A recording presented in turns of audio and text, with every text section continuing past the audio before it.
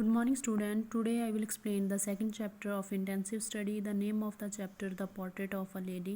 This chapter is written by Khushwant Singh.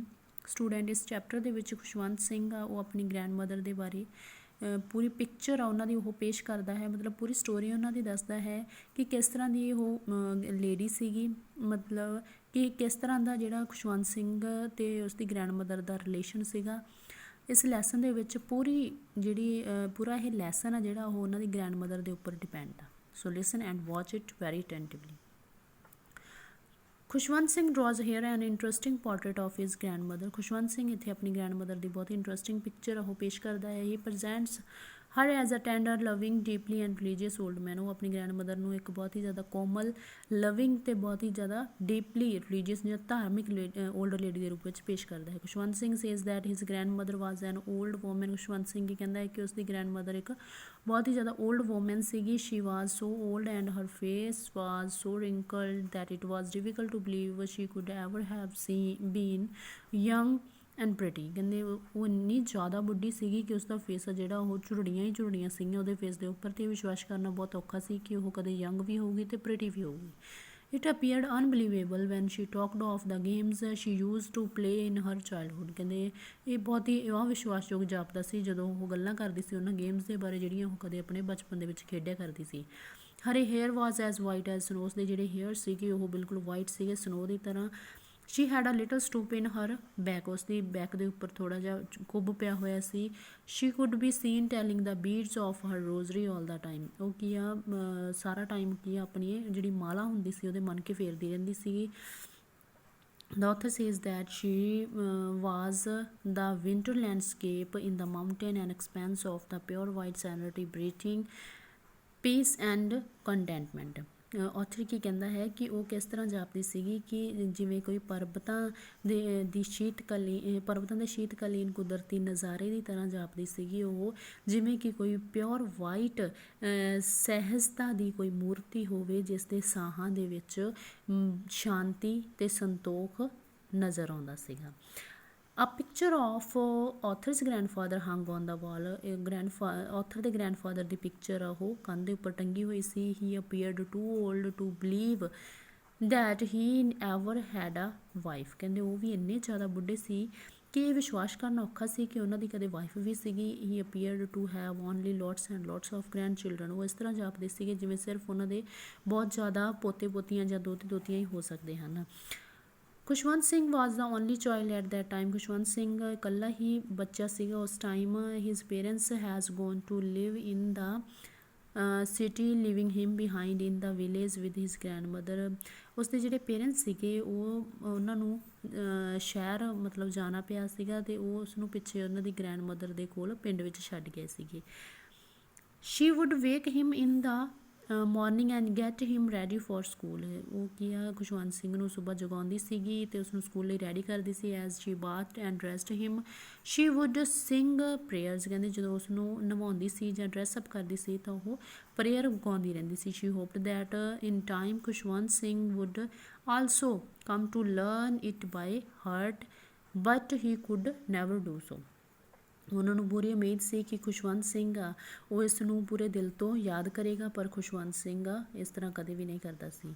After breakfast of stale bread and butter. ਕਹਿੰਦੇ ਉਹ ਸੁਬਾਹ breakfast ਕਰਦੇ ਸੀਗੇ ਮਤਲਬ ਬਾਸੀ ਰੋਟੀ ਦੇ ਉੱਪਰ ਬਟਰ ਲਗਾ ਕੇ। ਤਾਂ ਉਸ ਤੋਂ ਬਾਅਦ grandmother would accompany Khushwant Singh to the village school. ਤਾਂ ਜਿਹੜੀ ਗ੍ਰੈਂਡਮਦਰ ਸੀਗੀ ਉਹ ਖੁਸ਼ਵੰਤ ਸਿੰਘ ਨੂੰ ਦੇ ਨਾਲ ਜਾਂਦੀ ਸੀਗੀ ਪਿੰਡ ਵਾਲੇ ਸਕੂਲ ਛੱਡਣ ਉਸਨੂੰ। The school was attach to the village temple. ਜਿਹੜਾ ਸਕੂਲ ਸੀਗਾ ਉਹ ਵਿਲੇਜ ਟੈਂਪਲ ਦੇ ਨਾਲ ਅਟੈਚ ਸੀਗਾ। While the children sat in the veranda singing the alphabet or the prayer in the chorus grandmother would read religious books in the temple। ਅਤੇ ਕਹਿੰਦੇ ਜਿਹੜੇ ਬੱਚੇ ਆ ਜਿਹੜੇ ਉਹ ਵਰਾਂਡਾ ਦੇ ਵਿੱਚ ਬਹਿ ਜਾਂਦੇ ਸੀਗੇ ਅਲਫਾਬੈਟ ਨੂੰ ਗੁਣਗੁਣਾਉਣ ਦੇ ਲਈ ਜਾਂ ਗਾ ਕੇ ਪ੍ਰੇਅਰ ਕਰਦੇ ਸੀਗੇ ਗਰੁੱਪ ਦੇ ਵਿੱਚ। ਤਾਂ ਉਸ ਟਾਈਮ ਗ੍ਰੈਂਡਮਦਰ ਆ ਜਿਹੜੀ ਉਹ ਟੈਂਪਲ ਦੇ ਵਿੱਚ ਜਾ ਕੇ ਰਿਲੀਜੀਅਸ ਬੁੱਕਸ ਆ ਉਹ ਰੀਡ ਕਰਦੀ ਸੀਗੀ। She would walk back home with Khushwant Singh when the school was over. ਤਾਂ ਉਹ ਜਦੋਂ ਸਕੂਲ ਓਵਰ ਹੋ ਜਾਂਦਾ ਸੀ ਤਾਂ ਉਹ ਖੁਸ਼ਵੰਤ ਸਿੰਘ ਦੇ ਨਾਲ ਵਾਪਸ ਉਸਨੂੰ ਘਰ ਲੈ ਕੇ ਆਉਂਦੀ ਸੀ। On the way back they would throw chapatis to the village dogs. ਕਹਿੰਦੇ ਰਸਤੇ ਦੇ ਵਿੱਚ ਉਹ ਵਿਲੇਜ ਡੌਗ ਹੁੰਦੇ ਸੀ ਜਿਹੜੇ ਉਹਨਾਂ ਨੂੰ ਚਪਾਤੀ ਜੋ ਉਹ ਸੁੱਟ ਦਿੰਦੇ ਸੀਗੇ। When his parents were well settled in the city, Khushwant Singh and his grand mother also went to live with them. ਕਹਿੰਦੇ ਜਦੋਂ ਖੁਸ਼ਵੰਤ ਸਿੰਘ ਦੇ ਪੇਰੈਂਟਸ ਆ ਉਹ ਸਿਟੀ ਦੇ ਵਿੱਚ ਸੈਟਲ ਹੋ ਗਏ ਸੀਗੇ ਤਾਂ ਖੁਸ਼ਵੰਤ ਸਿੰਘ ਅਤੇ ਉਸਦੀ ਗ੍ਰੈਂਡ ਮਦਰ ਵੀ ਉਹਨਾਂ ਦੇ ਨਾਲ ਰਹਿਣ ਲੱਗ ਪਏ ਸੀ।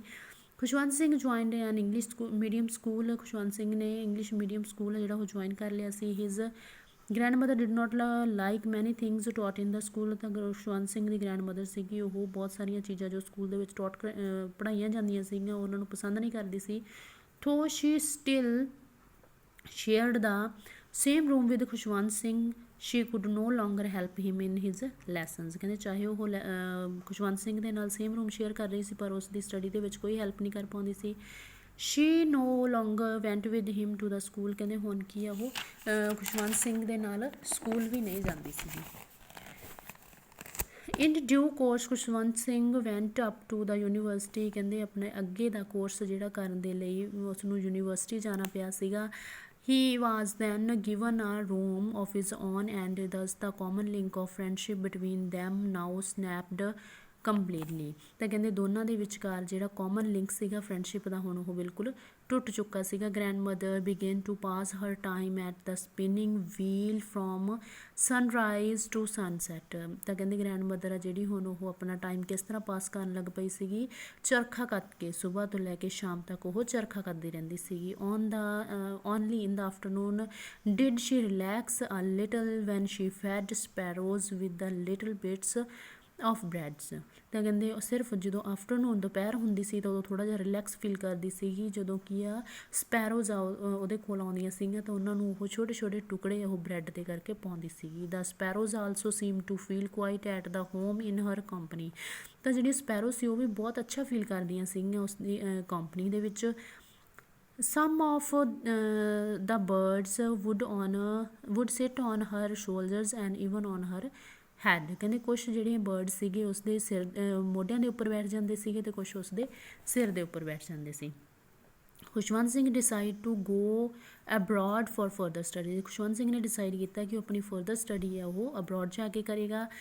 ਹੀ ਵਾਜ਼ ਟੂ ਬੀ ਅਵੇ ਫॉर 5 years। ਕਹਿੰਦੇ ਉਸਨੂੰ 5 ਸਾਲ ਦੇ ਲਈ ਉੱਥੇ ਰਹਿਣਾ ਪੈਣਾ ਸੀ। His grand mother went to the railway station to see him of.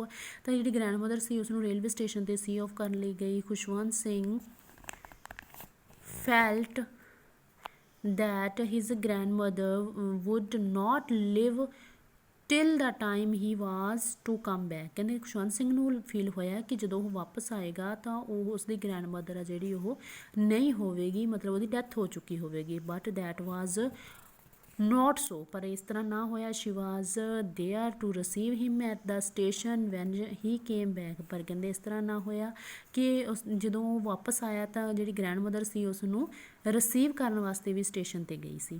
Shri celebrate his homecoming in her own way. ਤਾਂ ਕਹਿੰਦੇ ਉਸਨੇ ਜਿਹੜਾ ਖੁਸ਼ਵੰਤ ਸਿੰਘ ਦੀ ਹੋਮ ਕਮਿੰਗ ਸੀਗੀ ਆਪਣੇ ਤਰੀਕੇ ਦੇ ਨਾਲ ਸੈਲੀਬ੍ਰੇਟ ਕੀਤੀ। She collected the women of the neighbourhood got an old drum and start singing। ਕਹਿੰਦੇ ਉਸਨੇ ਆਸ-ਪਾਸ ਦੀਆਂ ਜਿਹੜੀਆਂ ਵੂਮਨ ਸੀਗੀਆਂ ਗੁਆਂਢੀਆਂ ਦੀਆਂ ਉਹਨਾਂ ਨੂੰ ਇਕੱਠੀਆਂ ਕੀਤਾ ਅਤੇ ਡਰਮ ਨੂੰ ਬੀਟ ਕੀਤਾ ਅਤੇ ਸਿੰਗਿੰਗ ਮਤਲਬ ਗਾਇਆ ਵੀ ਬਹੁਤ ਸੀਗਾ ਉਸਨੇ। She kept singing and beating the drum for several hours. ਕਹਿੰਦੇ ਉਹ ਕੀ ਆ ਕਾਫੀ ਟਾਈਮ ਤੱਕ ਗਾਉਂਦੀ ਰਹੀ ਅਤੇ ਡਰਮ ਨੂੰ ਬੀਟ ਕਰਦੀ ਰਹੀ ਕਾਫੀ ਘੰਟਿਆਂ ਤੱਕ।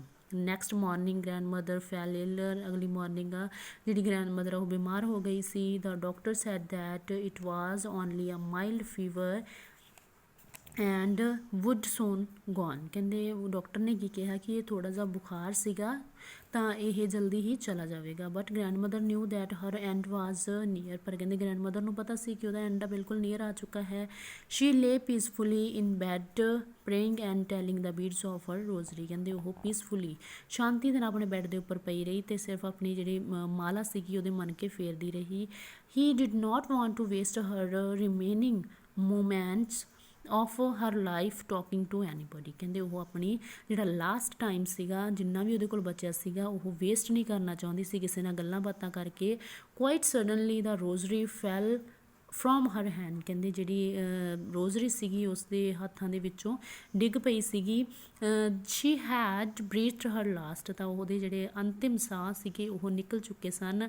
ਹਰ body was placed on the ground and covered with the red shroud, ਕਹਿੰਦੇ ਉਸ ਦੀ ਬੋਡੀ ਸੀ, ਜਿਹੜੀ ਡੈਡ ਬੋਡੀ ਸੀਗੀ ਉਸ ਨੂੰ ਗਰਾਊਂਡ ਦੇ ਉੱਪਰ ਰੱਖ ਦਿੱਤਾ ਗਿਆ ਅਤੇ ਰੈੱਡ ਕਫਨ ਦੇ ਨਾਲ ਉਸ ਨੂੰ ਢੱਕ ਦਿੱਤਾ ਗਿਆ ਸੀ। After making preparations for her funeral, they went to her room to fetch her body for the last journey, ਕਹਿੰਦੇ ਉਸ ਦੇ ਅੰਤਿਮ ਸੰਸਕਾਰ ਦੀਆਂ ਜਿਹੜੀਆਂ ਤਿਆਰੀਆਂ ਕਰਨ ਤੋਂ ਬਾਅਦ ਉਹਦੀ ਅੰਤਿਮ ਜਿਹੜੀ ਕਹਿ ਸਕਦੇ ਹਾਂ ਯਾਤਰਾ ਦੇ ਲਈ ਉਸ ਨੂੰ ਲਿਜਾਇਆ ਜਾਣ ਕਰਕੇ ਉਸ ਦੇ ਕਮਰੇ ਦੇ ਵਿੱਚ ਗਏ। Thousands of the sparrow had already gathered in the veranda and in her room right up to her dead body, ਕਹਿੰਦੇ ਹਜ਼ਾਰਾਂ ਦੇ ਕਰੀਬ ਆ ਜਿਹੜੀਆਂ ਸਪੈਰੋ ਸੀਗੀਆਂ ਵਰਾਂਡਾ ਤੋਂ ਲੈ ਕੇ ਉਸਦੇ ਰੂਮ ਤੱਕ ਜਿਹੜੀਆਂ ਬੈਠੀਆਂ ਹੋਈਆਂ ਸਨ ਪਹਿਲਾਂ ਹੀ ਉਸਦੀ ਡੈਡ ਬੋਡੀ ਦੇ ਕੋਲ। the birds were all silent, ਕਹਿੰਦੇ ਬਰਡਸ ਬਿਲਕੁਲ silent C. and there was no chirping the